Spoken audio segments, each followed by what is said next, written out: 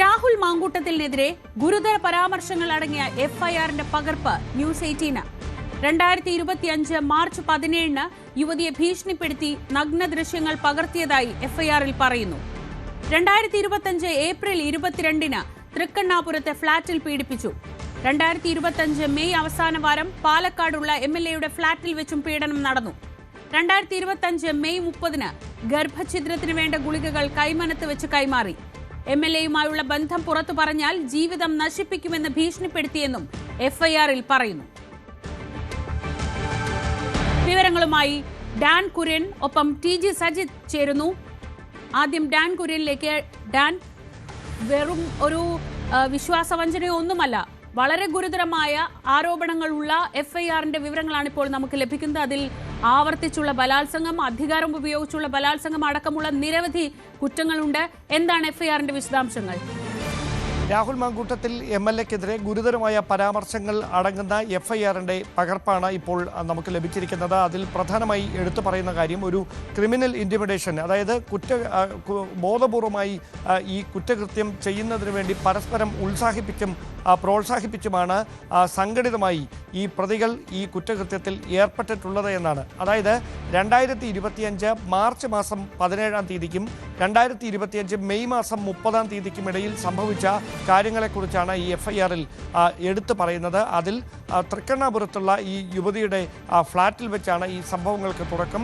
2025 March മാസം 17 ഫ്ളാറ്റിൽ വെച്ച് യുവതിയുടെ സ്വകാര്യ ദൃശ്യങ്ങൾ അവരുടെ അനുവാദമില്ലാതെ MLA മൊബൈൽ ഫോണിൽ പകർത്തിയെന്നാണ് അതിൽ പ്രധാനമായി എടുത്തു പറയുന്ന കാര്യം. തുടർന്ന് ഈ ദൃശ്യങ്ങൾ കാണിച്ച് MLAയുമായി ബന്ധമുണ്ട് എന്ന കാര്യം പുറത്തറിയിച്ചാൽ ജീവിതം നശിപ്പിക്കുമെന്ന് പറഞ്ഞ് ഭീഷണിപ്പെടുത്തി. തുടർന്ന് അതേ വർഷം തന്നെ, അതായത് ഈ വർഷം തന്നെ മെയ് മാസത്തിൽ ഈ തൃക്കണ്ണാപുരത്തുള്ള പാലക്കാട്ടുള്ള ഫ്ളാറ്റിലേക്ക് ഈ യുവതിയെ എത്തിക്കുന്നു. അവിടെ വെച്ചും സമാനമായ തരത്തിൽ പീഡനം തുടരുന്നു.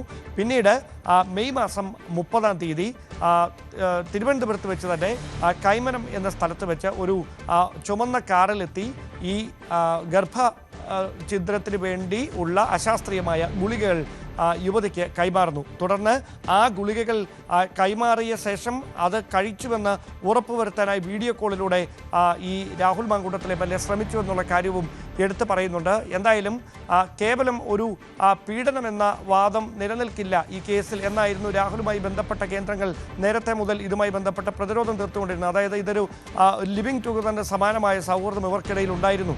അതുകൊണ്ട് ആ ബന്ധം ഉലഞ്ഞു കഴിയുമ്പോൾ അതിനെ ഒരു പീഡനമായി എങ്ങനെ വ്യാഖ്യാനിക്കാൻ കഴിയുമെന്നൊക്കെയായിരുന്നു. പക്ഷേ പീഡനം എന്നതല്ല ഈ എഫ്ഐആറിലെ പ്രധാനപ്പെട്ട പരാമർശം. ഒരുപക്ഷെ വലിയ തരത്തിൽ ജീവപര്യന്തം തടവ് വരെ ലഭിച്ചേക്കാവുന്ന BNS സെക്ഷൻ 86, 89 തുടങ്ങിയ വകുപ്പുകളിലെ ഈ ഗർഭചിത്രം ബോധപൂർവം നടത്തി അതിനുവേണ്ടി സമ്മർദ്ദം ചെലുത്തി ഭീഷണിപ്പെടുത്തി എന്നതടക്കമുള്ള കാര്യങ്ങളിലേക്കാണ് അന്വേഷണം കേന്ദ്രീകരിക്കുന്നതെന്നാണ് നമുക്ക് മനസ്സിലാക്കാൻ കഴിയുന്നത്. അതോടൊപ്പം നേരത്തെ പ്രത്യേക സംഘത്തെ രൂപീകരിച്ചായിരുന്നു കേസുമായി ബന്ധപ്പെട്ട വിവരങ്ങളൊക്കെ ശേഖരിച്ചത്. പക്ഷേ ഇപ്പോൾ ഈ കേസിൽ അന്വേഷണം നടത്തുന്നത് നേമം പോലീസാണ്. Thiruvananthapuram city police commissioner Thomson ജോസിന്റെ മേൽനോട്ടത്തിലാണ് ഈ അന്വേഷണം പുരോഗമിച്ചുകൊണ്ടിരിക്കുന്നത്. അങ്ങനെയെങ്കിൽ രാഹുൽ മാങ്കൂട്ടത്തിൽ സംസ്ഥാനം വിട്ടുപോകാതിരിക്കുന്നതിന് വേണ്ടി കൊച്ചി, തിരുവനന്തപുരം, കോഴിക്കോട് വിമാനത്താവളങ്ങളിലൊക്കെ ലുക്കൌട്ട് നോട്ടീസ് ഇറക്കിയിട്ടുണ്ട്. പക്ഷേ ഇതിനോടകം തന്നെ രാഹുൽ ഇവിടെ നിന്ന് മാറിയിട്ടുണ്ടോ എന്ന കാര്യവും ഉദ്യോഗസ്ഥർക്ക് മുമ്പിൽ ഒരു സംശയമായി നിലനിൽക്കുകയാണ്. എന്തായാലും ഈ യുവതിയുടെ മൊഴിയുടെ അടിസ്ഥാനത്തിൽ കൈമാറിയ തെളിവുകളുടെ അടിസ്ഥാനത്തിലാണ് ഈ ഗുരുതരമായ പരാമർശങ്ങൾ അടങ്ങുന്ന എഫ്ഐആർ രജിസ്റ്റർ ചെയ്തിരിക്കുന്നത്. അതുമായി ബന്ധപ്പെട്ടാണ് ഇപ്പോൾ അന്വേഷണം പുരോഗമിച്ചുകൊണ്ടിരിക്കുന്നത്. അങ്ങനെയെങ്കിൽ രാഹുൽ മാങ്കൂട്ടത്തിൻ്റെ മുൻകൂർ ജാമ്യാപേക്ഷയിൽ കോടതിയുടെ ഭാഗത്തു നിന്നുള്ള തുടർ നീക്കങ്ങൾ എന്താകുമെന്ന് അറിഞ്ഞതിന് ശേഷമായിരിക്കും അന്വേഷണ സംഘം ഇതുമായി ബന്ധപ്പെട്ട കൂടുതൽ നീക്കങ്ങളിലേക്ക് കടക്കുക. രാഹുൽ മാങ്കൂട്ടത്തിനെതിരെ ഈ ഗർഭചിത്രത്തിന് പ്രേരിപ്പിച്ചു, ഗർഭചിത്രം നടത്താനായി അശാസ്ത്രീയമായ മാർഗം പറഞ്ഞുകൊടുത്തു, അങ്ങനെ സമ്മർദ്ദം ചെലുത്തി, ഇതടക്കമുള്ള കാര്യങ്ങൾ പ്രധാനപ്പെട്ട വകുപ്പുകളായി മാറുമെന്നാണ് അറിയാൻ കഴിയുന്നത്. ആ ദിശയിലേക്കാണ് ഇപ്പോൾ അന്വേഷണം നീളുന്നത്. ശരി, TG സജിത് കൂടി ചേരുന്നുണ്ട്. സജിത്ത്, ഇനി രാഷ്ട്രീയമായതിൻ്റെ മാനങ്ങളിലേക്ക് വന്നാൽ ഇന്ന് തള്ളാനും കൊള്ളാനുമാവാതെ കോൺഗ്രസ് നേതാക്കൾ ബുദ്ധിമുട്ടുന്ന കാഴ്ചയാണ് നമ്മൾ കണ്ടത്. രാഹുലിനെതിരെ നേരത്തെ തന്നെ നിലപാടെടുത്തിട്ടുള്ള VD സതീശൻ ഉൾപ്പെടെയുള്ളവർ ഒരു വശത്തുണ്ട്. പക്ഷേ അങ്ങനെയല്ല വേണ്ടത് എന്നതായിരുന്നു കെ സുധാകരൻ ഉൾപ്പെടെയുള്ള മുതിർന്ന നേതാക്കളുടെ നിലപാട്. ഈ തെരഞ്ഞെടുപ്പിന് 10 ദിവസം മാത്രം ശേഷിക്കെ ഇത്രയേറെ ഗൗരവമേറിയ കുറ്റകൃത്യങ്ങൾ എഫ്ഐആറിൽ ഉൾപ്പെടുത്തപ്പെടുമ്പോൾ അതിനെ ലഘൂകരിച്ച് കാണാൻ കോൺഗ്രസിനെ കൊണ്ട് സാധിക്കില്ല. ഇത് എത്രമാത്രം പ്രതിസന്ധിയിൽ പാർട്ടിയെ കൊണ്ട് എത്തിച്ചിട്ടുണ്ട്? ശ്രീജ, അസാധാരണമായ പ്രതിസന്ധിയാണ്. ഈ ഒരു പ്രതിസന്ധി ഉണ്ടാകുമെന്ന് കരുതിയെങ്കിലും ഇത്ര പെട്ടെന്ന് അല്ലെങ്കിൽ തെരഞ്ഞെടുപ്പിന്റെ ഈ ഒരു ഘട്ടത്തിൽ ഇതുണ്ടാകുമെന്ന് അവർ പ്രതീക്ഷിച്ചില്ല. ഇതിൽ കോൺഗ്രസിനെ കുലയ്ക്കുന്ന രണ്ട് പ്രശ്നങ്ങളാണ്. ഒന്ന്, രാഹുലിന് പ്രതിരോധം തീർക്കണമോ വേണ്ടയോ എന്ന വിഷയം. അതിൽ വേണമെന്ന് വാദിക്കുന്ന ചിലരെങ്കിലും ഉണ്ട്, പക്ഷേ വേണ്ട എന്ന് വാദിക്കുന്നവർക്കാണ് പ്രാമുഖ്യം കൂടുതൽ.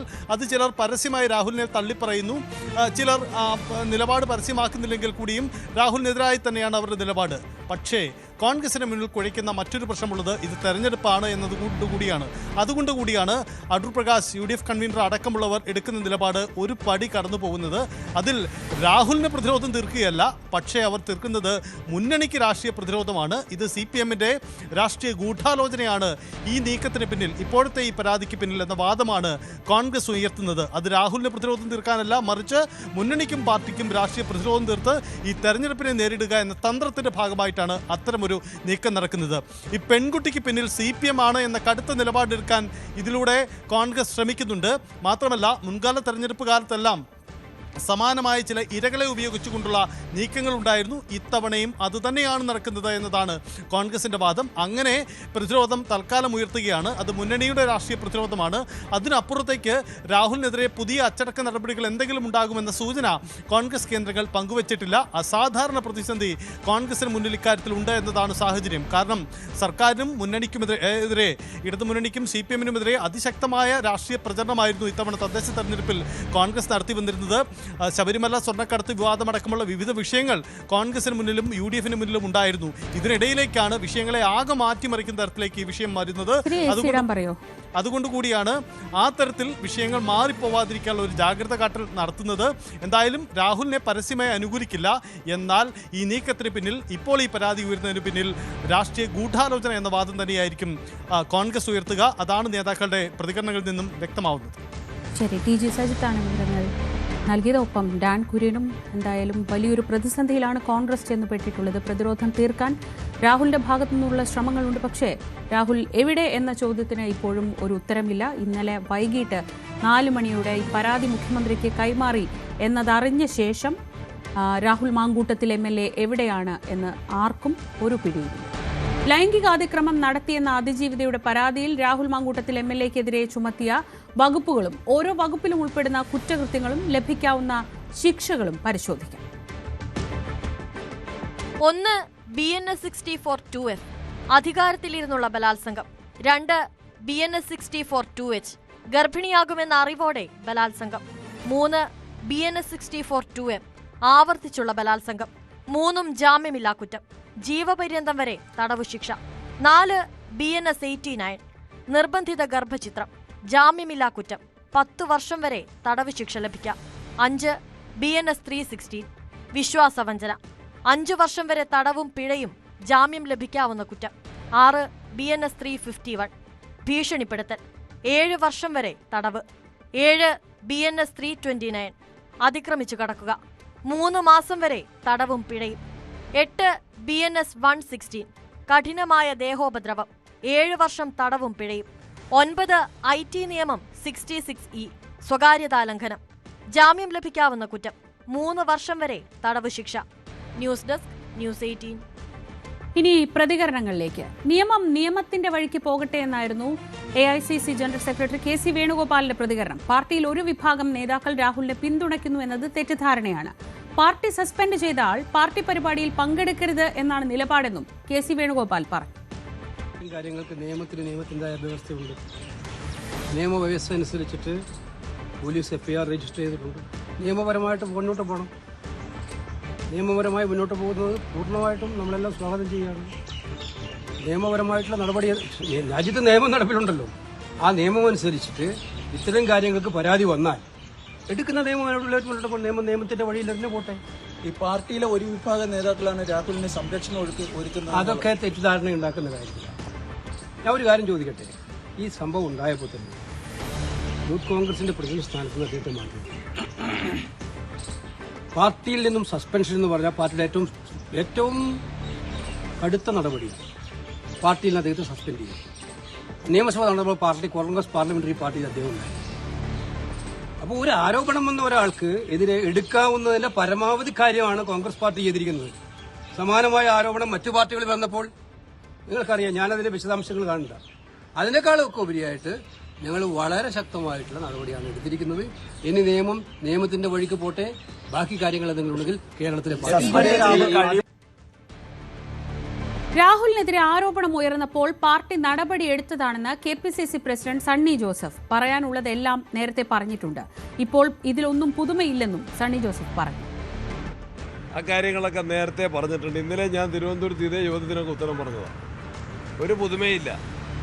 രാഹുലിനെതിരെ ആക്ഷേപം ഉയർന്നപ്പോൾ തന്നെ അദ്ദേഹത്തെ കോൺഗ്രസ് പാർട്ടിയിൽ നിന്നും നിയമസഭാ പാർട്ടിയിൽ നിന്നും സസ്പെൻഡ് ചെയ്തിട്ടുണ്ട്.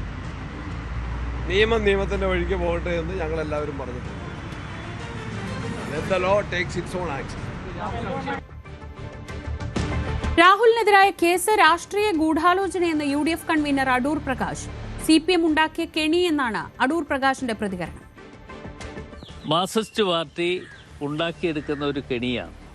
തെരഞ്ഞെടുപ്പുമായി ബന്ധപ്പെട്ടുകൊണ്ട് അയ്യപ്പൻ്റെ സന്നിധിയിൽ നിന്നും മോഷണം നടത്തിയിട്ട് ആ മോഷണവുമായി ബന്ധപ്പെട്ടുകൊണ്ട് ഇന്ന് നിരവധി നേതാക്കന്മാർ ജയിലിൽ കിടക്കുകയാണ്. ജയിലിൽ കിടക്കുന്ന അവസരത്തിൽ ഇതൊക്കെ ഒന്ന് വഴി മാറ്റി വിടുന്നതിന് വേണ്ടി ഒരു പുതിയ തന്ത്രം മെനഞ്ഞിരിക്കുകയാണ്.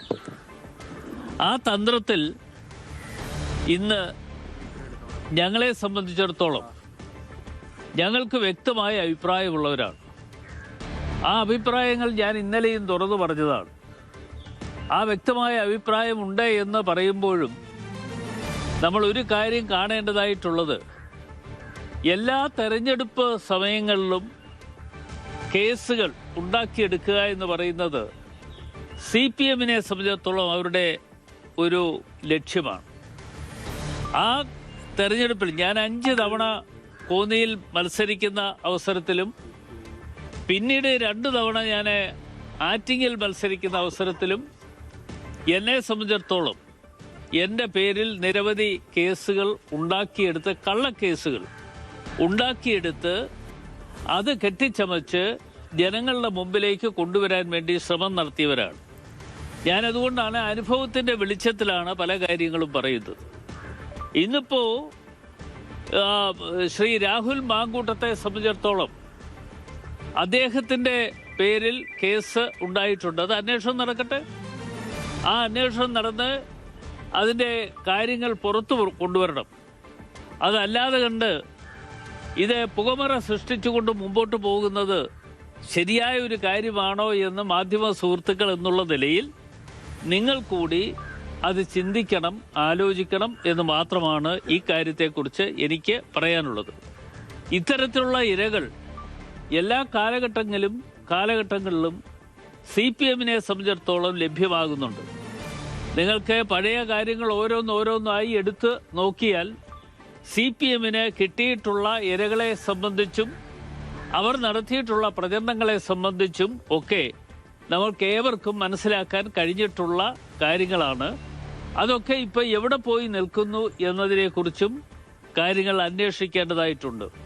പല കാര്യങ്ങളും പുകമറ സൃഷ്ടിച്ച് അതിൻ്റെ പിന്നിൽ നിന്നുകൊണ്ട് പല പ്രവർത്തനങ്ങളും നടത്തുമ്പോഴും അതിൻ്റെ പിന്നിൽ നിന്നുകൊണ്ട് പ്രവർത്തിക്കുന്ന CPMനെ സംബന്ധിച്ചിടത്തോളം അവരുടെ മുഖം രക്ഷിക്കുവാൻ വേണ്ടി ഇപ്പോൾ അവരുടെ മുഖം രക്ഷിക്കുക എന്ന് പറയുന്നത് ശബരിമലയുമായി ബന്ധപ്പെട്ടുകൊണ്ട് നടത്തിക്കൊണ്ടിരുന്ന കൊള്ളത്തരങ്ങൾ പുറത്തു കൊണ്ടുവന്നതിൻ്റെ പ്രതികാരം എന്നുള്ള നിലയിൽ ആണ് ഇന്ന് മുമ്പോട്ട് പോകുന്നത്. അതിനു മുൻപേ രാഹുലിനെതിരെയുള്ള പരാതികൾ വന്നു തുടങ്ങി. 1-2 ആരോപണമല്ലല്ലോ, കുറേയേറെ ആരോപണങ്ങൾ കമ്മിറ്റിക്ക് മുമ്പിൽ തന്നെ വന്നിട്ടില്ലേ?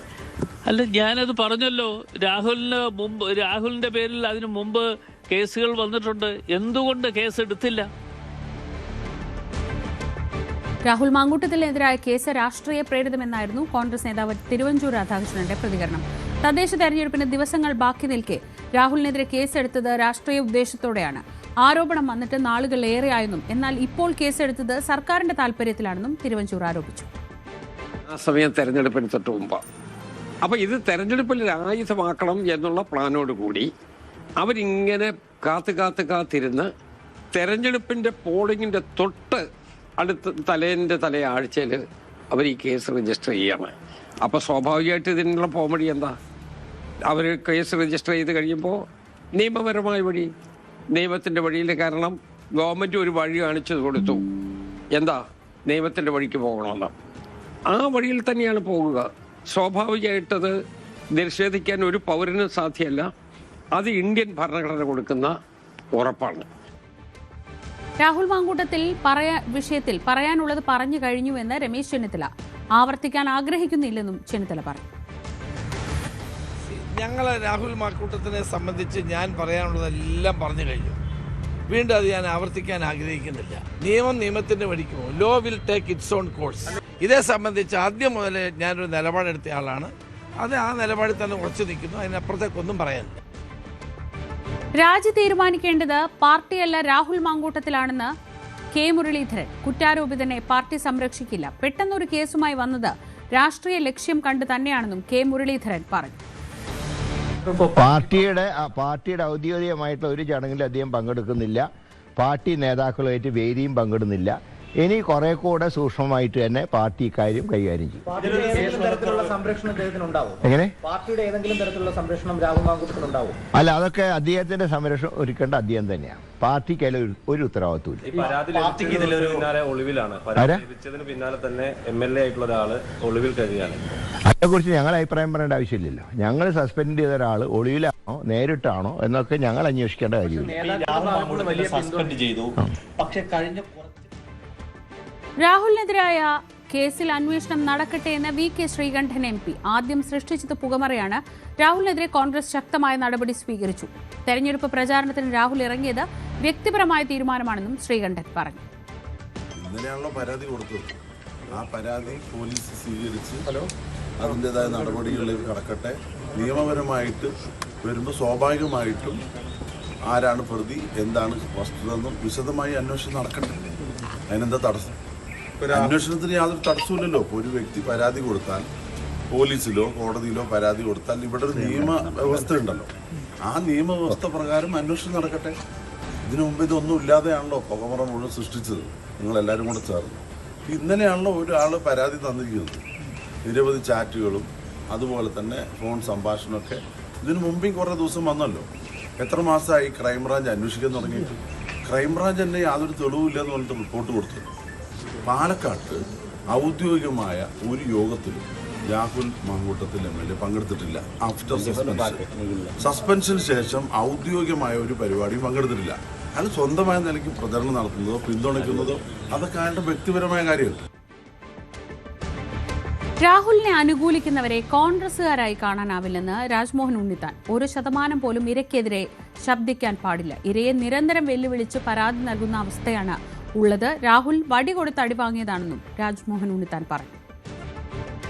രാഹുൽ മാങ്കൂട്ടത്തിനെതിരെ ഈ ആരോപണം ഉയർന്നു വന്നപ്പോൾ തന്നെ ആരോപണത്തിൽ അടിസ്ഥാനമുണ്ടെന്നും ആരോപണം വളരെ ഗൗരവമാണെന്നും കണ്ടുകൊണ്ടാണ് കേരള പ്രദേശ് കോൺഗ്രസ് കമ്മിറ്റി അദ്ദേഹത്തെ യൂത്ത് കോൺഗ്രസ് പ്രസിഡന്റ് സ്ഥാനത്ത് നിന്ന് ഒഴിവാക്കാൻ തീരുമാനിച്ചത്, അദ്ദേഹത്തിൻ്റെ രാജി ആവശ്യപ്പെട്ടത്, അദ്ദേഹത്തെ പാർട്ടിയിൽ നിന്ന് പുറത്താക്കി, പാർലമെൻ്ററി പാർട്ടിയിൽ നിന്നും പുറത്താക്കി.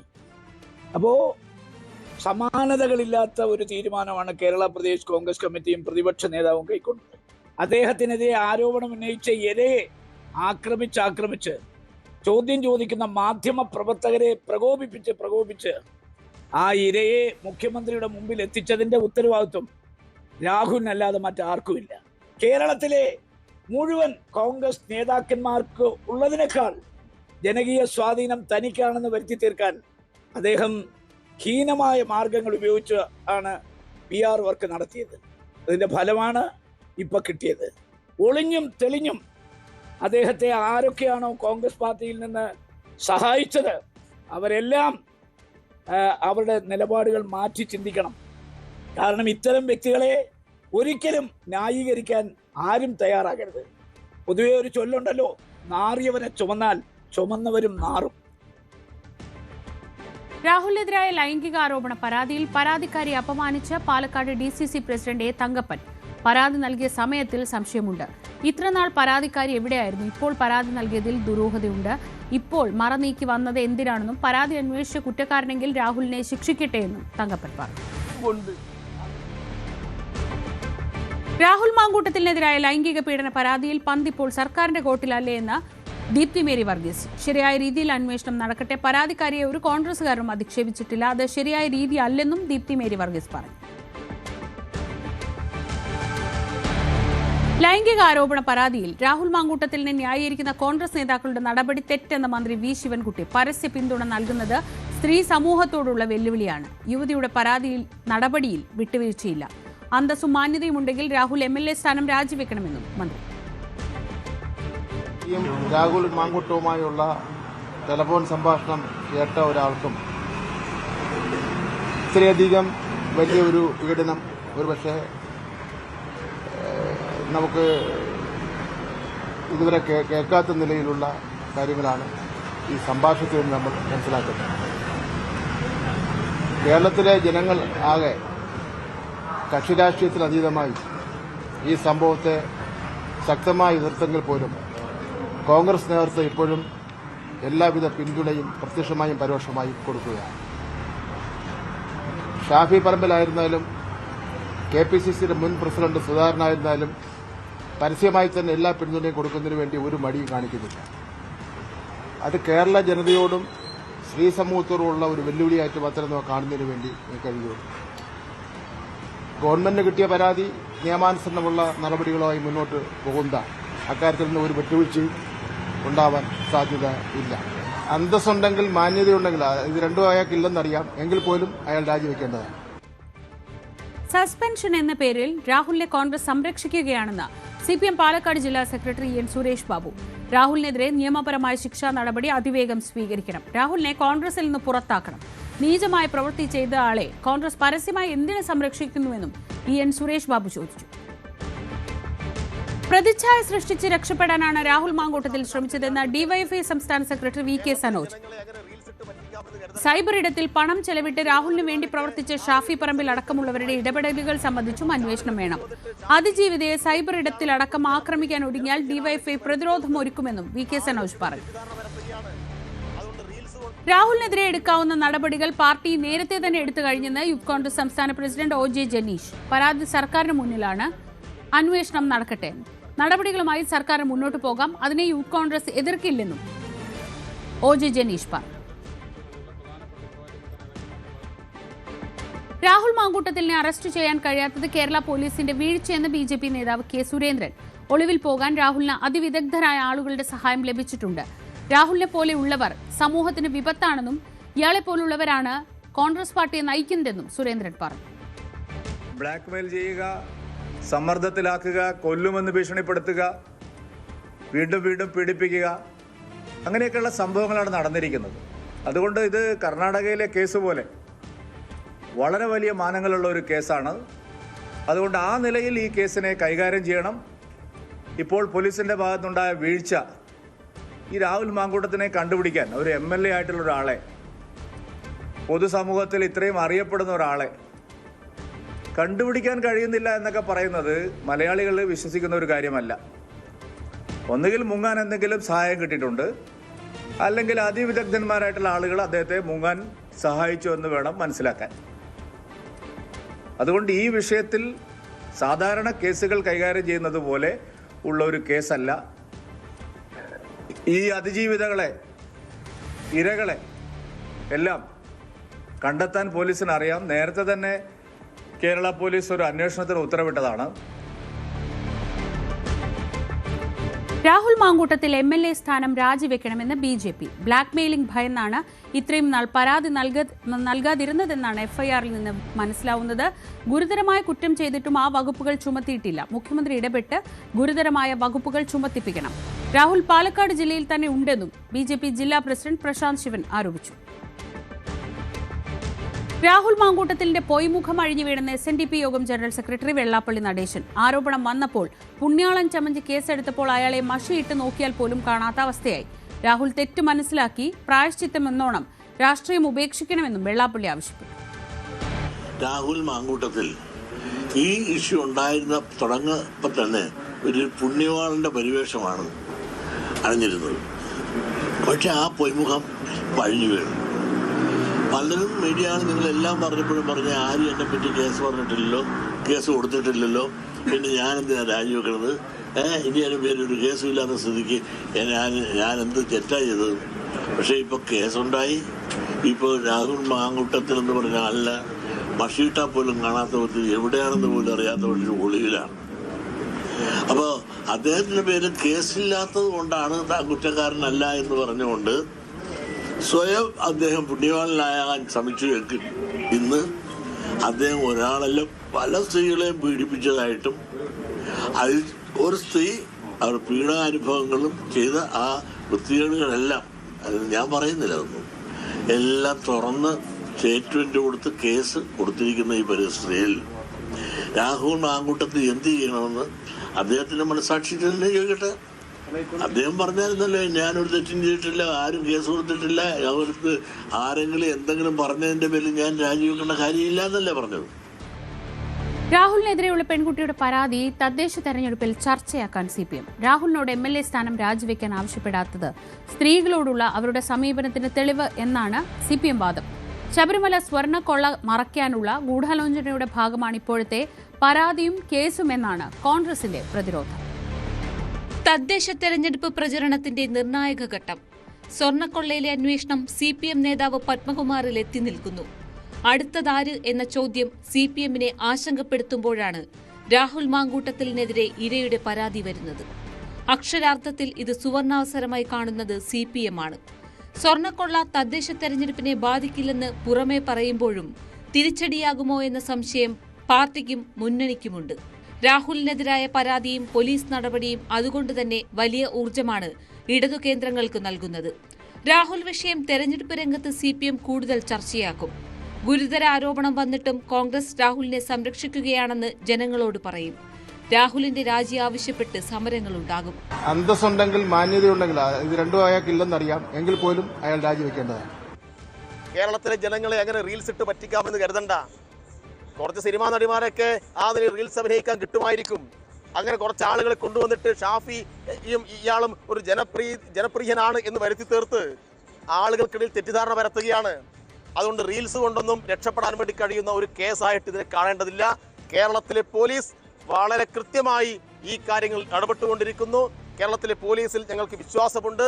അതുകൊണ്ട് ഈ സൈക്കോപാത്ത് ക്രിമിനൽ ഉൾപ്പെടെ ഇദ്ദേഹത്തിന്റെ കൂട്ടാളിയായിട്ടുള്ള ഷാഫിയും സംഘവും ഉൾപ്പെടെ നിയമത്തിന്റെ മുന്നിലേക്ക് വരും എന്ന കാര്യത്തിൽ, വരേണ്ടി വരും എന്ന കാര്യത്തിൽ ഒരു തർക്കവുമില്ല. രാഹുൽ വിഷയത്തിൽ അക്ഷരാർത്ഥത്തിൽ പ്രതിസന്ധിയിലാണ് കോൺഗ്രസ്. രാഹുലിനെ സംരക്ഷിക്കുന്നില്ല. സ്വർണ്ണക്കൊള്ള മറയ്ക്കാനുള്ള CPM സമരത്തിന്റെ ഭാഗമാണ് പരാതിയെന്നൊക്കെ പറഞ്ഞ് തടിയൂരാനാണ് ശ്രമം.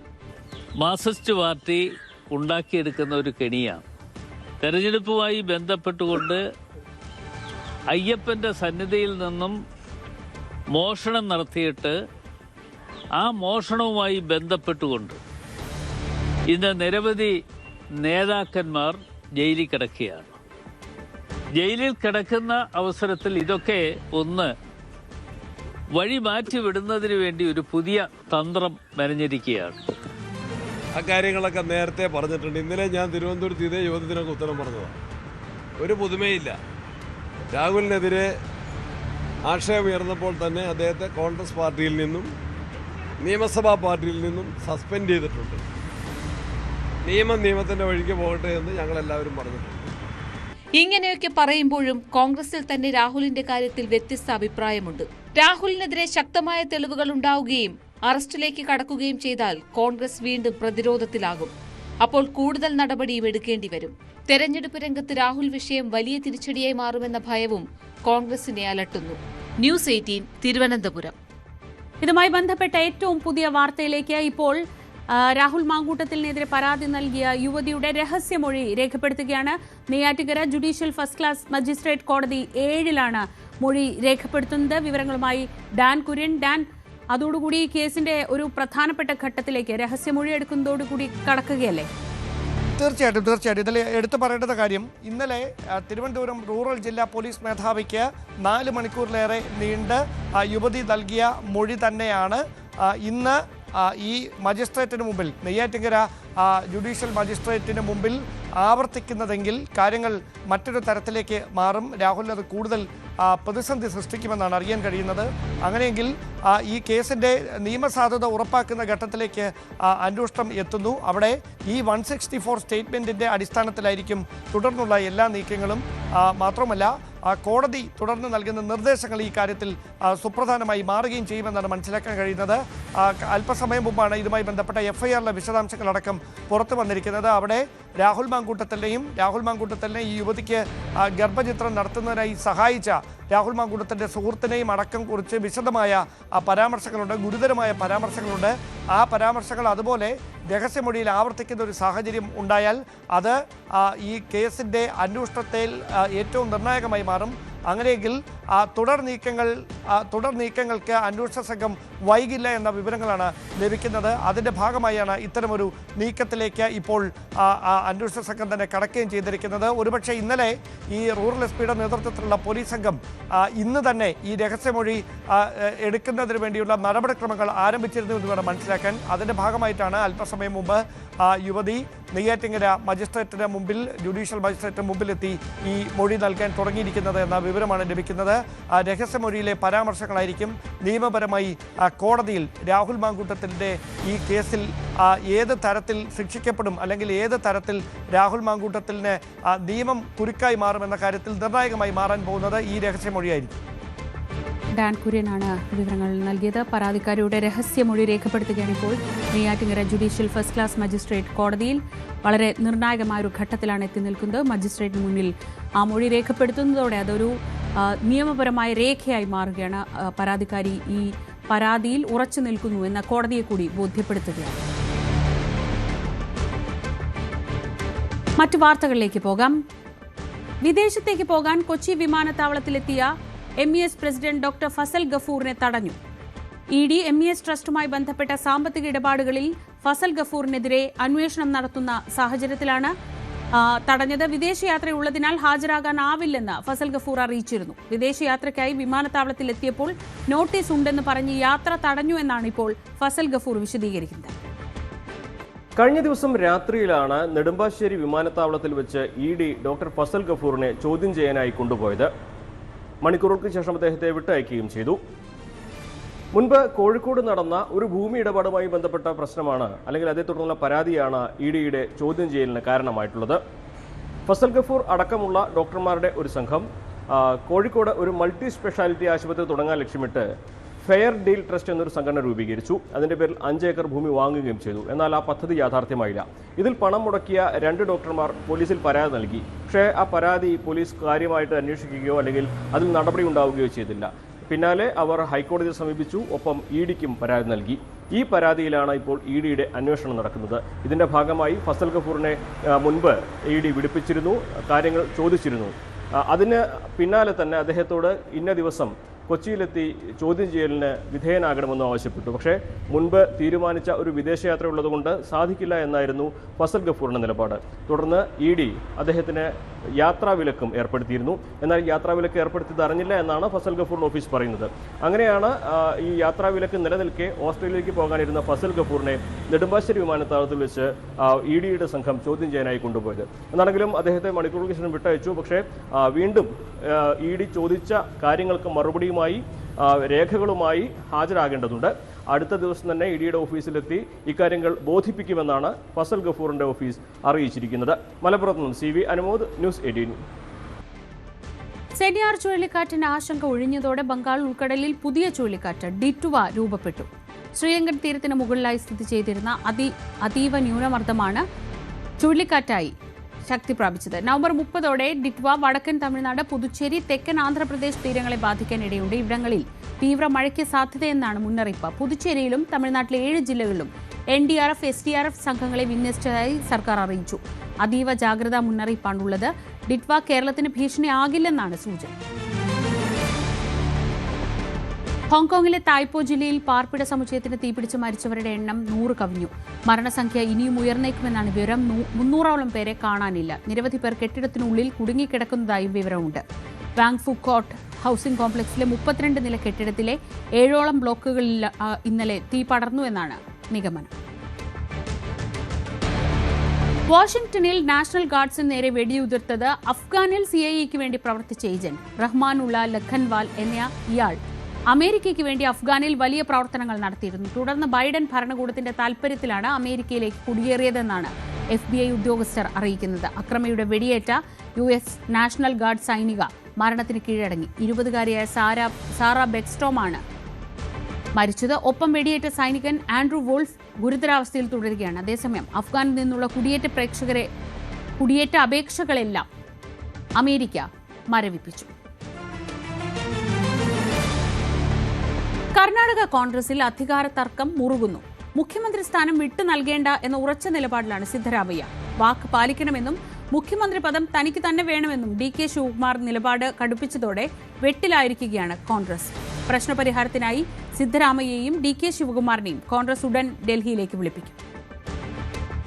ഇക്കഴിഞ്ഞ നവംബർ 20-ന് കർണാടക സർക്കാർ 2.5 വർഷം തികച്ചതോടെയാണ് സംസ്ഥാനത്തെ പാർട്ടിക്കുള്ളിൽ കാര്യങ്ങൾ വഷളായത്.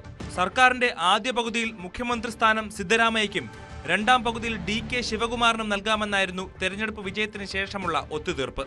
എന്നാൽ സമയം കഴിഞ്ഞിട്ടും സിദ്ധരാമയ്യ മുഖ്യമന്ത്രി കസേര വിടാൻ തയ്യാറാകാത്തതോടെയാണ് DK ശിവകുമാർ ഇടഞ്ഞത്. ഇരു നേതാക്കളെയും വിളിച്ചുവരുത്തി രാഹുൽ ഗാന്ധിയുടെ സമക്ഷമിരുത്തി ചർച്ച ചെയ്ത് പരിഹരിക്കുമെന്നാണ് വിഷയത്തിൽ കോൺഗ്രസ് അധ്യക്ഷൻ മല്ലികാർജുൻ ഖാർഗെയുടെ പ്രതികരണം. പാർട്ടിക്കുള്ളിൽ നിലവിൽ 2 പക്ഷങ്ങൾ രൂപപ്പെട്ടുവെന്നാണ് റിപ്പോർട്ടുകൾ വരുന്നത്. സോഷ്യൽ മീഡിയയിൽ ഇരു നേതാക്കളും പരോക്ഷമായി വാക്പോര് നടത്തിയതും പാർട്ടിക്കുള്ളിലെ വിള്ളലിന്റെ ആഴം വ്യക്തമാക്കുന്നതാണ്. പറഞ്ഞ വാക്ക് പാലിക്കുന്നതാണ് ലോകത്തെ ഏറ്റവും വലിയ ശക്തിയെന്നാണ് DK ശിവകുമാർ എക്സിൽ കുറിച്ചത്. ജഡ്ജിയായാലും പ്രസിഡന്റായാലും താനായാലും പറഞ്ഞ വാക്ക് പാലിക്കാൻ ബാധ്യതയുണ്ടെന്നാണ് ശിവകുമാറിന്റെ പോസ്റ്റ്. തൊട്ടുപിന്നാലെ സിദ്ധരാമയ്യയുടെ മറുപടി കുറിപ്പുമെത്തി. കർണാടകയിലെ ജനവിധി 5 വർഷം നീണ്ടു നിൽക്കുന്ന ഉത്തരവാദിത്തമാണ്. കോൺഗ്രസ് പാർട്ടിയും താനും ജനങ്ങൾക്ക് നൽകിയ വാക്ക് പാലിച്ച് മുന്നോട്ട് പോവുകയാണെന്നാണ് സിദ്ധരാമയ്യ എഴുതിയത്. താൻ നടത്തിയ വികസനങ്ങളുടെ വിവരങ്ങളും മുഖ്യമന്ത്രി വിവരിച്ചു. അതേസമയം DK ശിവകുമാറിനെ പിന്തുണച്ച് BJP എത്തിയതും കോൺഗ്രസിന്റെ നെഞ്ചിടിപ്പേറ്റുന്നുണ്ട്. കർണാടക സർക്കാരിനെ ഏത് വിധേയനെയും താഴെയിറക്കുക എന്നതാണ് BJPയുടെ ലക്ഷ്യം. ഇതിനായി കോൺഗ്രസിലെ പ്രമുഖ നേതാക്കളെ തമ്മിൽ അകറ്റുകയെന്ന തന്ത്രത്തിന്റെ ഭാഗമാണ് BJP DK ശിവകുമാറിനെ പിന്തുണച്ച് രംഗത്തെത്തിയതെന്നാണ് കോൺഗ്രസ് ആരോപിക്കുന്നത്. റിസോർട്ട് രാഷ്ട്രീയം ഏറെ കണ്ടുമടുത്ത കർണാടക രാഷ്ട്രീയത്തിൽ എന്താണ് ഇനി നടമാടുകയെന്നാണ് ഏവരും ഉറ്റുനോക്കുന്നത്. News desk, news 18. ശബരിമലയിൽ ഇന്ന് തിരക്ക് കുറവാണ്. 26,838 പേരാണ് രാവിലെ വിർച്വൽ ബുക്കിംഗ് വഴി ദർശനത്തിനെത്തിയത്. ബോർഡ് അവലോകന യോഗത്തിന് ശേഷം K ജയകുമാറും ശബരിമല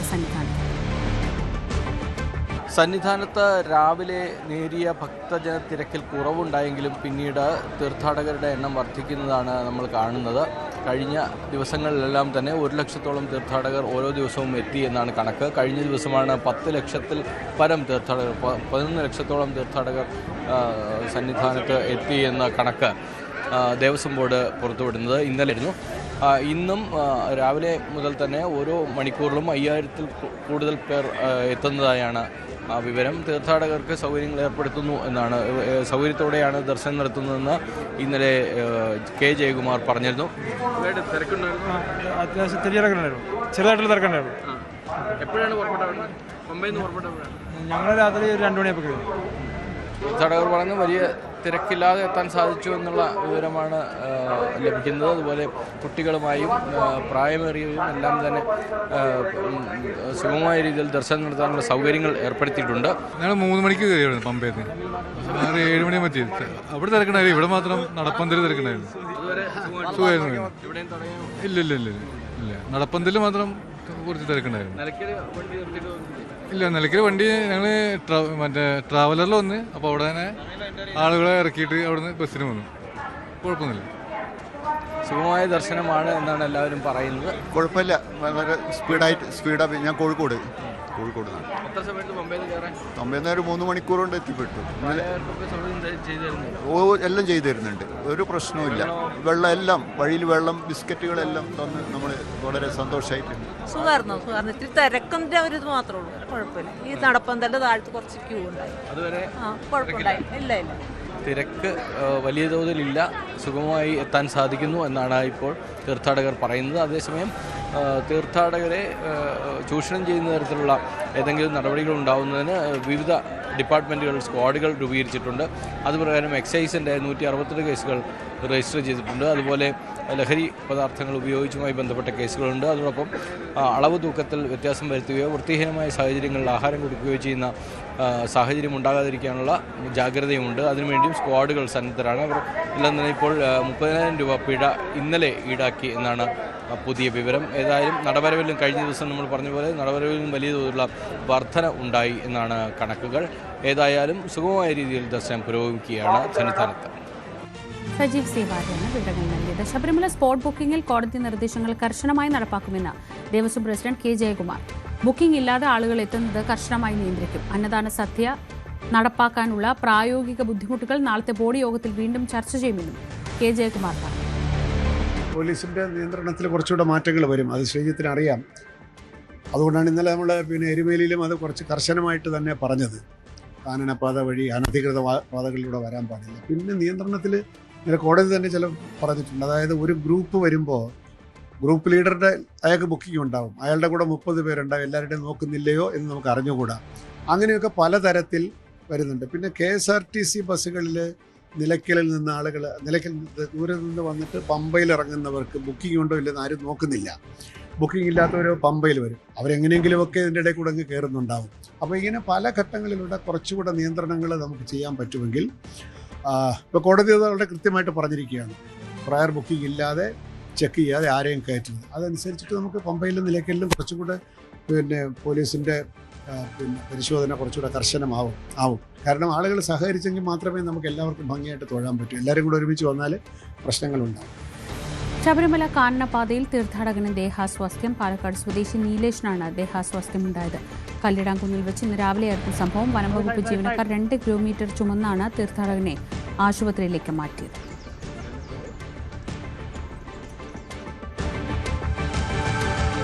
ഇനി നാട്ടിലോട്ടിന്റെ വിശേഷങ്ങൾ കാണാം.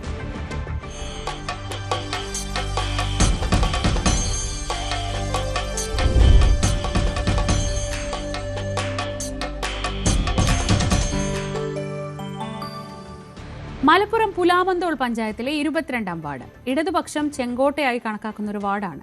ആ കോട്ട പൊളിക്കാൻ ഇത്തവണ UDF നിയോഗിച്ചിരിക്കുന്നത് എല്ലാവർക്കും സമ്മതനായ ഒരു യുവാവിനെയാണ്, KK സൈതലവി എന്ന മാനുപ്പെ. വിജയം ഇടതുപക്ഷത്തിനാവുമെന്ന് അവകാശപ്പെടുന്ന LDF സ്ഥാനാർത്ഥി രാജേഷ് മാസ്റ്റർക്ക് പോലും മാനുപ്പയെ പറ്റി പറയാൻ നല്ലതു മാത്രമേ ഉള്ളൂ.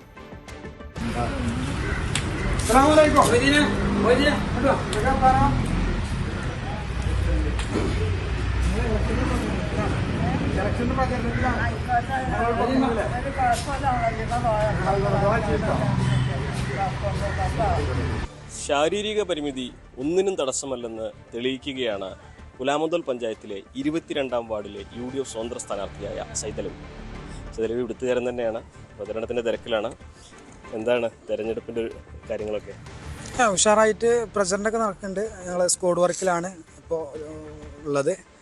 അപ്പോൾ നല്ല അഭിപ്രായങ്ങളാണ് നമ്മളെ വോട്ടർമാരിൽ നിന്ന് കിട്ടുന്നത്. ജയിക്കും എന്നുള്ളത് പൂർണ്ണ ബോധ്യമുണ്ട്. ആളുകളൊക്കെ നല്ലൊരു അഭിപ്രായമാണ് പറഞ്ഞുകൊണ്ടിരിക്കുന്നത്. നമുക്കിപ്പോൾ ഈ ശാരീരികമായിട്ടുള്ള ബുദ്ധിമുട്ടിൽ എന്തെങ്കിലും തടസ്സമാവുന്നുണ്ടോ ഇവിടെ എത്താനോ? ഇല്ല, അങ്ങനത്തെ പ്രശ്നങ്ങളൊന്നുമില്ല. ശാരീരികമായിട്ട് അങ്ങനെ ബുദ്ധിമുട്ടുണ്ടെങ്കിലും ഞാൻ എല്ലാ മേഖലയിലും എത്തും. ജീവകാരുണ്യ പ്രവർത്തനങ്ങളിലൊക്കെ സജീവമായിട്ടുണ്ട്. അപ്പോൾ കാലിന് ഇങ്ങനെ ഒരു പ്രശ്നം വെച്ചിട്ട് നമ്മളെ വാർഡിലെത്താനോ അല്ലെങ്കിൽ വാർഡിൻ്റെ പുറത്തോ അങ്ങനത്തെ കാര്യങ്ങൾക്കൊന്നും ഒരു ബുദ്ധിമുട്ടില്ല. അങ്ങനെ ഒരു പ്രചരണം നടക്കുന്നുണ്ട്. എന്നെക്കൊണ്ട് അങ്ങനെ ചെയ്യാൻ കഴിയുമോ എന്നുള്ളൊരു പ്രചരണമൊക്കെ നടക്കുന്നുണ്ട്. അതിലൊന്നും ഒരു സംശയം വേണ്ട. ആളുകൾക്ക് ഇന്ന് എപ്പോഴും ആക്സസ് ആയിരിക്കും. ഏത് സമയത്തും വിളിച്ചാൽ ഏത് സമയത്തും ഞാൻ ഉണ്ടാവും അവരെ കൂടെ. അതാണ്. നിലവിലെ ടർഫിലാണല്ലോ ഇതിന് പുറമെ?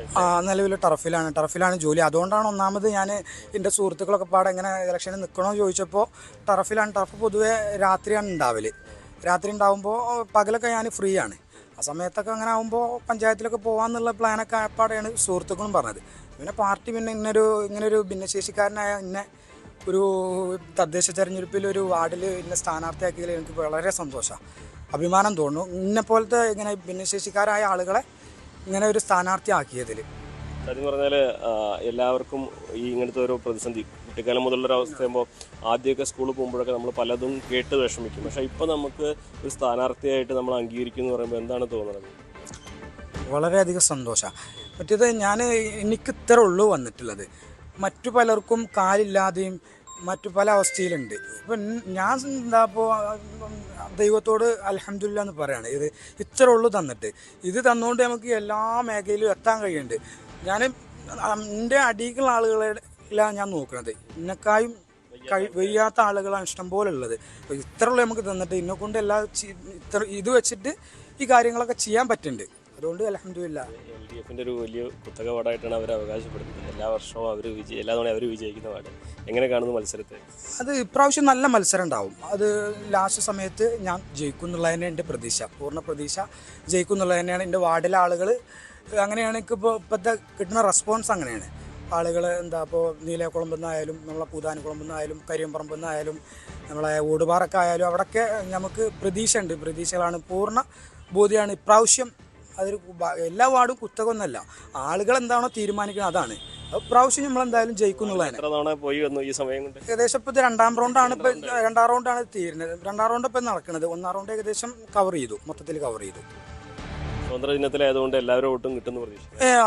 അതാണ് സ്വതന്ത്ര സ്ഥാനാർത്ഥിയായിട്ട് നിൽക്കാൻ കാരണം. എൻ്റെ ചിഹ്നം കപ്പും ശാസ്ത്രമാണ്. സ്വതന്ത്ര ചിഹ്നത്തിൽ നിൽക്കാൻ കാരണം എല്ലാവരും വോട്ടും പാടെ സമാഹരിക്കണം വെച്ചിട്ടാണ്.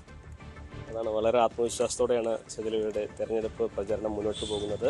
ശരീരത്തിനല്ല, മനസ്സിൻ്റെ കരുത്താണ് എല്ലാത്തിനും അടിസ്ഥാനം എന്നുകൂടി പറഞ്ഞു വെക്കുകയാണ് അദ്ദേഹം.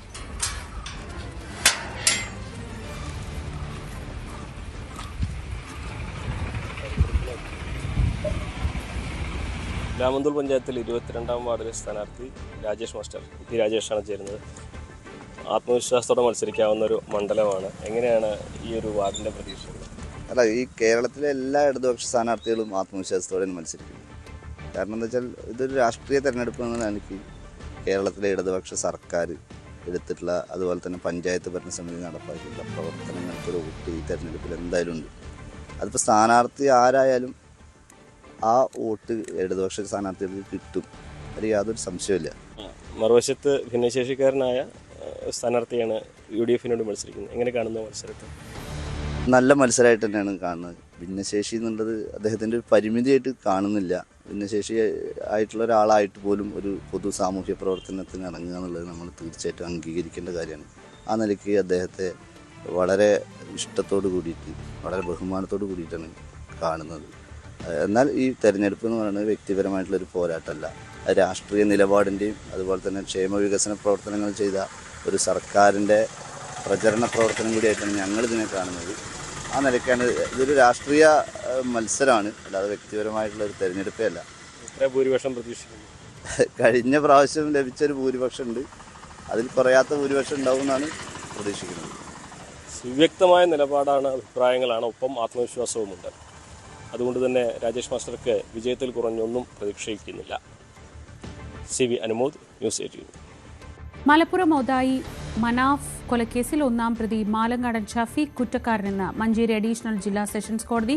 കൊലക്കുറ്റം തെളിഞ്ഞു, ശിക്ഷ നാളെ വിധിക്കും. PV അൻവറിന്റെ സഹോദരിയുടെ മകനാണ് ശിക്ഷിക്കപ്പെട്ട ഷഫീഖ്. ബാക്കി 3 പേരെ വെറുതെ വിട്ടു. 1995 ഏപ്രിലിലായിരുന്നു കൊലപാതകം. ഒതായി അങ്ങാടിയിൽ വെച്ച് പട്ടാപ്പകൽ വെട്ടിക്കൊല്ലുകയായിരുന്നു. മുൻ MLA PV അൻവർ ഉൾപ്പെടെ 26 പേരായിരുന്നു പ്രതിപട്ടികയിൽ. പ്രധാന സാക്ഷികൾ കൂറുമാറിയതോടെ 21 പേരെ വെറുതെ വിട്ടിരുന്നു. അന്ന് ഒളിവിലുണ്ടായിരുന്ന 4 പേരെ കോവിഡ് കാലത്താണ് പിടികൂടിയത്.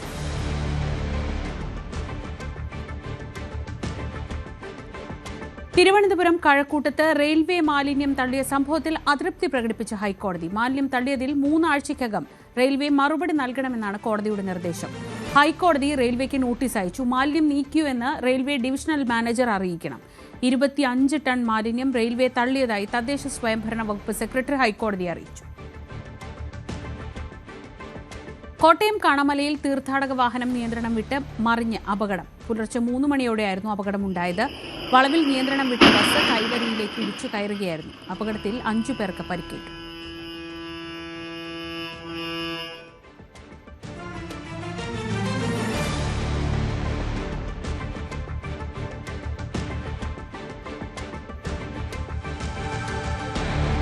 പ്രസവാവധിക്ക് പോകുന്ന സഹപ്രവർത്തകർക്ക് ട്രീറ്റ് കൊടുത്ത സംഭവങ്ങളൊക്കെ നിരവധി കേട്ടിട്ടുണ്ടാവും. എന്നാൽ ഒരു ജഡ്ജിയുടെ നേതൃത്വത്തിൽ, അതും ഒരു കോടതിക്കുള്ളിൽ ഇങ്ങനെ ഒരു ചടങ്ങെന്ന് കേൾക്കുമ്പോൾ അതിലൊരു കൗതുകമുണ്ടല്ലോ. പാലക്കാട് കുടുംബ കോടതിയിൽ നടന്ന ബേബി ഷവറിന്റെ കാഴ്ചകളിലേക്കാണ് ഇനി നമ്മൾ പോകുന്നത്.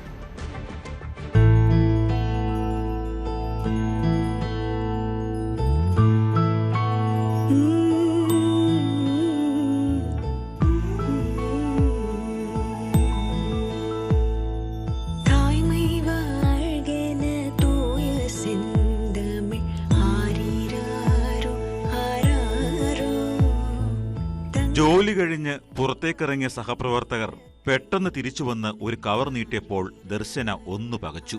ഇതിൽ പുതിയ ഡ്രസ്സാണെന്നും മാറ്റിവരാനും അവർ നിർദ്ദേശിച്ചതോടെ ആകാംക്ഷയായി. പുതിയ വസ്ത്രം ധരിച്ച് കുടുംബക്കോടതിക്ക് മുകളിലെ ഇന്ററാക്ഷൻ റൂമിലെത്തിയപ്പോഴാണ് ശരിക്കും ഞെട്ടിയത്. അതാ ജില്ലാ ജഡ്ജി ഡെന്നി മുന്നിലിരിക്കുന്നു. 7 മാസം ഗർഭിണിയായ ദർശന ഇന്നലെ മുതൽ പ്രസവാവധിയിലേക്ക് പോവുകയായിരുന്നു. ഇതറിഞ്ഞ സഹപ്രവർത്തകരാണ് കുടുംബക്കോടതി ജഡ്ജി ഡെന്നിയുടെ നേതൃത്വത്തിൽ ഓഫീസിൽ വളക്കാപ്പ് ഒരുക്കിയത്. ജഡ്ജി ദർശനയുടെ കവിളിൽ ചന്ദനം തൊടുകയും വളയിട്ട് കൊടുക്കുകയും ചെയ്തു.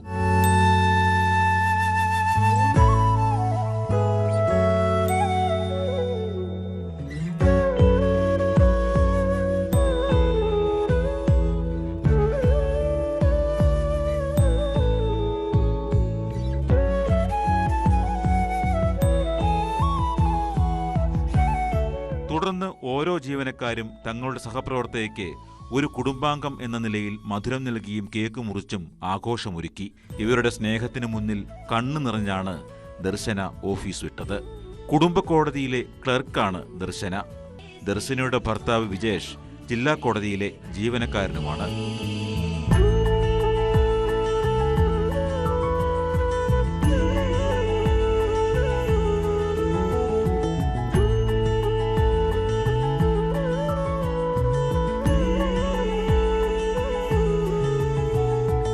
ന്യൂസ് 18 പാലക്കാട്. 23ാമത് ഇന്ത്യ റഷ്യ വാർഷിക ഉച്ചകോടിയുടെ ഭാഗമായി Russian president Vladimir Putin December 4-ന് ഇന്ത്യയിലെത്തും. 2 ദിവസത്തെ സന്ദർശനത്തിൽ പ്രധാനമന്ത്രി നരേന്ദ്രമോദിയുമായി ഉഭയകക്ഷി ചർച്ചയുണ്ടാകുമെന്നും വിദേശകാര്യ മന്ത്രാലയം സ്ഥിരീകരിച്ചു. റഷ്യയിൽ നിന്ന് കൂടുതൽ യുദ്ധവിമാനങ്ങൾ വാങ്ങാനുള്ള കരാറിലും ഉഭയകക്ഷി ചർച്ചയിൽ ധാരണയാകും. കിരൺ ബാബു വിവരങ്ങളുമായി. കിരൺ, വളരെ നിർണായകമായ ഒരു കൂടിക്കാഴ്ചയാണ്. പ്രത്യേകിച്ച് റഷ്യയുമായുള്ള ഇന്ത്യയുടെ സഹകരണത്തിൽ അമേരിക്കയ്ക്ക് അതൃപ്തിയൊക്കെ ഉള്ള സാഹചര്യത്തിൽ ഈ വരവ്, നിർണായകമായ ചർച്ചകൾ, കരാറുകൾ എത്രത്തോളം പ്രധാനപ്പെട്ടതായിരുന്നു? ഡിസംബർ 4-5 തീയതികളിലാണ് റഷ്യൻ പ്രസിഡന്റ് വ്ളാഡിമിർ പുടിൻ ഇന്ത്യയിലെത്തുന്നത്. ഇന്ത്യ റഷ്യ വാർഷിക സഹകരണ ഉച്ചകോടിയുടെ ഭാഗമായിട്ടാണ് ഇത്തവണ അത് ഇന്ത്യയിലാണ്. ഓരോ തവണയും ഇന്ത്യയും റഷ്യയും മാറി മാറിയാണ് അതിന് ആതിഥേയത്വം വഹിക്കുന്നത്. കഴിഞ്ഞ തവണ മോസ്കോയിലായിരുന്നു നടന്നത്, ഇത്തവണ ഇന്ത്യയിലാണ്. അതിൻ്റെ ഭാഗമായിട്ടാണ് റഷ്യൻ പ്രസിഡന്റ് വ്ളാഡിമിർ പുടിൻ എത്തുന്നത്. ഇന്ത്യയും റഷ്യയുമായിട്ടുള്ള ആയുധ കരാർ കഴിഞ്ഞ ഓപ്പറേഷൻ സിന്ദൂറിലൊക്കെ ഇന്ത്യ ഏറ്റവും കൂടുതൽ ഉപയോഗിക്കുകയും ഫലപ്രദമാണെന്ന് ലോകത്തിന് മുന്നിൽ തെളിയിക്കാനും ഒക്കെ കഴിഞ്ഞ S-400 വ്യോമ പ്രതിരോധ സംവിധാനമുണ്ട്. ആ സ്ക്വാഡ്രണുകൾ 5 സ്ക്വാഡ്രണുകൾ കൂടി വാങ്ങാൻ ഇന്ത്യ ആലോചിക്കുന്നുണ്ട്. ആ കരാറിലടക്കം തീരുമാനം ആവാനുള്ള സാധ്യതയുണ്ട്. അതോടൊപ്പം തന്നെ സുഖോയ് യുദ്ധവിമാനങ്ങൾ, ഏറ്റവും പുതിയ യുദ്ധവിമാനങ്ങളടക്കം വാങ്ങാനുള്ള റഷ്യയുമായിട്ടുള്ള ചർച്ചകൾ നടക്കുന്നുണ്ട്. അതിലടക്കം ധാരണകൾ ഉണ്ടാവാൻ സാധ്യതയുണ്ട്. ഇതിനൊക്കെ അപ്പുറത്തേക്ക് മുൻ വർഷങ്ങൾ നടന്ന ഉച്ചകോടിയേക്കാൾ മറ്റൊരു സവിശേഷ പ്രാധാന്യം കൂടിയുണ്ട്.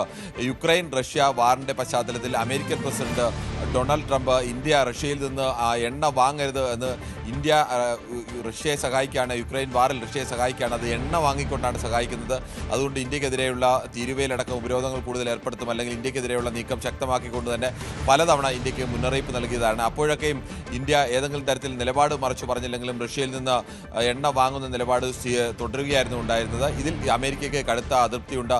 ഈ സാഹചര്യത്തിൽ കൂടിയാണ് റഷ്യൻ പ്രസിഡന്റ് വ്ളാഡിമിർ പുടിനും ഇന്ത്യൻ പ്രധാനമന്ത്രി നരേന്ദ്രമോദിയുമായിട്ടുള്ള ചർച്ച ലോകത്തിൻ്റെ തന്നെ ശ്രദ്ധയിലേക്ക് വരുന്നത്. സ്വാഭാവികമായും ഇന്ത്യ റഷ്യ ബന്ധമെന്ന് പറയുന്നത് അത് ഒരു പതിറ്റാണ്ട് മുമ്പ് മുതൽ തന്നെ, ഇന്ത്യ സ്വാതന്ത്ര്യം കിട്ടിയ കാലം മുതൽ തന്നെ ദീർഘമായ ബന്ധമുള്ള 2 രാജ്യങ്ങളാണ്. ആ കാലത്ത് തന്നെ ഇന്ത്യൻ പ്രതിരോധ രംഗത്തൊക്കെ റഷ്യയുടെ സഹായം വളരെ വലുതായിരുന്നു. അത്രത്തോളം അടുത്ത ബന്ധമുള്ള രാജ്യങ്ങളാണ്. എല്ലാ കാലത്തും ഇന്ത്യക്ക് റഷ്യയുമായി ആ തരത്തിലേക്കുള്ള ഒരു ബന്ധമുണ്ട്. ഇടയ്ക്ക് അമേരിക്കയുമായിട്ടുള്ള നല്ല ബന്ധത്തിലിരുന്ന ഘട്ടത്തിൽ മാത്രമാണ് ഏതെങ്കിലും തരത്തിൽ, അപ്പോഴും റഷ്യയുമായിട്ടുള്ള ബന്ധത്തിൽ ആ ഒരു നല്ല ബന്ധം സൂക്ഷിച്ചുകൊണ്ട് തന്നെയാണ് അമേരിക്കയുമായി ബന്ധം സൂക്ഷിച്ചത്. പക്ഷേ ഇപ്പോൾ ട്രംപ് തീരുവയുടെ വിഷയത്തിലടക്കം പല വിഷയങ്ങളിലും ഇന്ത്യൻ നിലപാടുകൾക്കെതിരെ ട്രംപ് പരസ്യമായ നിലപാട് സ്വീകരിക്കുകയും പരസ്യവേദികളിലടക്കം അത് പറയുകയും ഒക്കെ ചെയ്ത സാഹചര്യത്തിൽ റഷ്യൻ പ്രസിഡന്റ് വ്ളാഡിമിർ പുടിനും പ്രധാനമന്ത്രി നരേന്ദ്രമോദിയുമായി നടക്കുന്ന ചർച്ച ലോക രാഷ്ട്രീയത്തെ തന്നെ ശ്രദ്ധിക്കുന്നതാണ്. അതോടൊപ്പം തന്നെ റഷ്യ യുക്രൈൻ യുദ്ധം അവസാനിപ്പിക്കാൻ വേണ്ടി ഇന്ത്യ നേരത്തെ ഇടപെടലുകൾ നടത്തിയിരുന്നു. ഇന്ത്യൻ വിദേശകാര്യമന്ത്രി ജയശങ്കർ തന്നെ യുക്രൈൻ വിദേശകാര്യമന്ത്രിയുമായിട്ടൊക്കെ നേരിട്ട് പലതവണ ചർച്ചയും ഒക്കെ നടത്തിയതാണ്. അതിന്റെ ഒരു തുടർച്ചയും സ്വാഭാവികമായും ഈ ചർച്ചയുടെ ഭാഗമായി. ഇനി ഇന്നത്തെ സ്വർണ്ണവില കൂടി. കവിത ഗോൾഡ് ആൻഡ് ഡയമണ്ട്സ് ഇന്നത്തെ സ്വർണം വെള്ളി നിരക്കുകൾ നിങ്ങൾക്കായി സമർപ്പിച്ചത് Kavitha gold and diamonds, the versatile jeweller. സ്വർണം 22 ക്യാരറ്റ് ഗ്രാമിന് 11,775 രൂപ, പവന് 94,200 രൂപ. 18 ക്യാരറ്റ് ഗ്രാമിന് 9,745 രൂപ, പവന് 77,960 രൂപ. വെള്ളി ഗ്രാമിന് 176 രൂപ, കിലോഗ്രാമിന് 17,600 രൂപ. കവിത ഗോൾഡ് ആൻഡ് ഡയമണ്ട്സ് ഇന്നത്തെ സ്വർണം വെള്ളി നിരക്കുകൾ നിങ്ങൾക്കായി സമർപ്പിക്കുന്നത് Kavita Gold and Diamonds, the versatile jeweler. Bulletin പൂർണ്ണമാവുന്നു. ഇനി സ്പോട്ട് ലൈവ്.